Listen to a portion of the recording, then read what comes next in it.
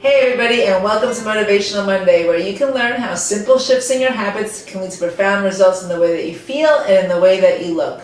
So many of you may be familiar with the term probiotics, and probiotics are microorganisms that are beneficial bacteria that can help recolonize good bacteria in the gastrointestinal tract and in turn help with digestion, assimilation of nutrients, gut health, and then down the line, immune disorders and boosting immune function, also helping with mood and helps with detoxification, a whole host of problems and a whole host of conditions. So probiotics are essential for your good health, and it's one of the things that I tell my clients that you can basically take from birth all through your life through death. And really all you're doing by taking those supplements is staying one step ahead of the destruction. The things that destroy good bacteria in the gut are things like antibiotics, birth control pills, cortisone drugs, a diet that's rich in sugar and refined and processed food, stress, alcohol consumption. So basically, you're depleting your beneficial bacteria on a regular basis just by living your life. By taking probiotics, you're replenishing this bacteria and helping to protect the gastrointestinal tract and, in turn, every function in your body by supplementing these great bacteria. But you don't have to just take a pill to get this great bacteria into your system. There are foods that you can eat that will also help you replenish this good bacteria in your gut. So if you watch my videos regularly, then you know that I often state that your gastrointestinal health is the foundation of your overall health. If your gut is out of balance, if you have too much of the bad bacteria and not enough of the good bacteria, or even inflamed gastrointestinal tract, not only are you going to be symptomatic in the way of getting maybe gas and bloating, indigestion, heartburn, constipation, or diarrhea, but over time, that pronounced inflammation can lead to things like immune disorders, autoimmune diseases, the recurrence of colds and flus, and as well it can contribute to depression and anxiety because your gut is your second brain. It's where a lot of your serotonin receptor sites lie, and without them being in a good working order, your mood is going to be impaired. In addition, you're going to have an inability to detoxify, and you're going to set yourself up for lots of diseases down the road. So really making sure that your gastrointestinal health is in pristine or optimal shape is super important, and probiotics is one way to get there, that is for sure, but you can also change your diet to help improve that environment and help to recolonize good bacteria. So I got this idea from a viewer who had reached out to me to ask about how she can replenish the good bacteria in her gut without spending a lot of money on vitamins and supplements. And she was very wisely recognizing that she eats 3 times a day, so she can include food in her diet that would help her achieve this goal. She was willing to do it. So I thought, great idea, let's do a video. There are lots of ways that you can do this. One of the main, most commercial ways that people replenish the good bacteria is through the consumption of yogurt. However, I'm not a huge fan of dairy. Dairy can be very difficult to digest. It has been shown to increase mucus production in the body and can lead to immune disorders as well. So I'd rather we explore other ways that you can get these fermented foods in your diet that might optimize your health and also help nourish you in more profound ways. So I'm going to share them with you now.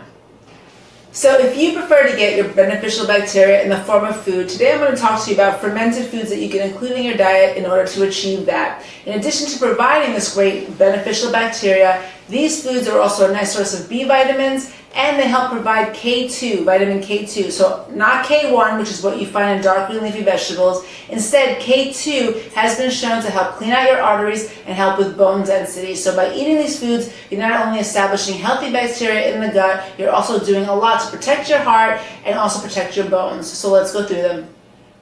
So 2 off the top that are really great and probably the best ones that you can consider including in your diet are natto, and natto is fermented soybean paste. It's very popular in Japan. However, it's a highly acquired taste, so it might not be suitable or enjoyable for the American or even European palate. So it's one consideration, and if you wanted to try that, you could probably get it in an Asian grocery. So natto, N-A-T-T-O, is probably one of the best sources. The second one is kimchi, which is a Korean dish that's fermented cabbage. So that would be another consideration. Both of those are great, and they contain a lot of the beneficial bacteria that you might be looking for. Sauerkraut, for the American palate, would be another one. But here are some others.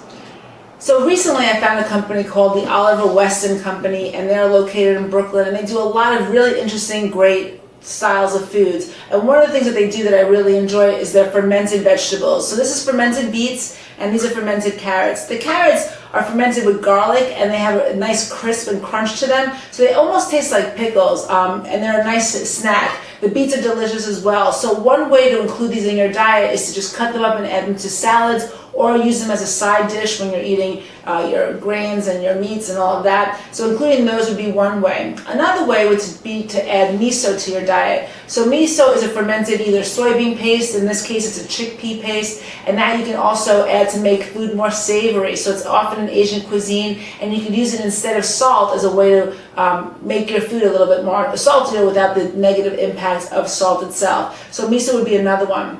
Another really interesting way to include more fermented foods in your diet is to eat tempeh. So I'm not typically a fan of soy, so I'm not a fan of soy milk or tofu or things like that because it's incredibly hard to digest those foods. But tempeh, because it's fermented, is easier on your digestion and would be a nice way to get some fermented foods in a way that might be more easier for your mind to wrap itself around because you're not used to perhaps these other foods. So tempeh would be another one, and I'll be including recipes on how to use tempeh in your diet in future videos. So that would be another great way to do it. If you're not sure about fermented foods and you kind of want to dip your toe in the water to start out, a really easy way is to have fermented pickles. So you can probably get that at your health food store. So just having a couple of those would be great. Or you can try kombucha. Kombucha is a drink I find delicious, but it is an acquired taste for some people, and that's something that it's very refreshing. You can have one throughout the day. It's low in calories, and that might be another really great way for you to get these fermented foods into your diet.